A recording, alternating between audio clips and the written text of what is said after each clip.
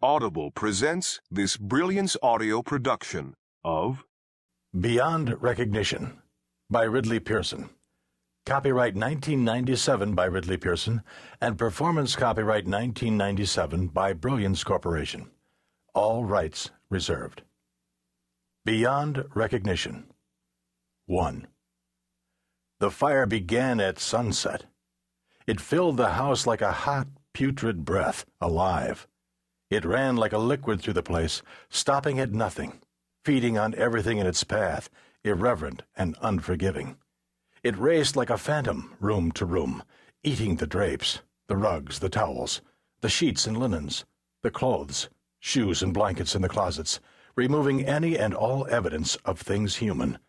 It invaded the various rooms like an unchecked virus, raiding neighboring cells, contaminating, infecting, consuming. It devoured the wood of the door jambs, swarmed the walls, fed off the paint, and blistered the ceiling. Light bulbs vaporized, sounding like a string of black cat firecrackers. This was no simple fire. It vaporized the small furniture, chairs, tables, dressers, all dissolving in its wake. It refinished and then devoured the desk that she had bought at a weekend flea market. A desk that she had stripped of the ugly green paint and had lovingly resurfaced with a transparent plastic coating guaranteed by the manufacturer to last 30 years. Longer than she lasted. For Dorothy Enright, it was more like a camera's flash popping in the dark. It began long before any clothes or rooms were claimed. It began as a strange, growling sound deep within the walls. At first, she imagined an earthquake. This was dispelled by the quick and surprisingly chilling spark on the far side of her eyelids.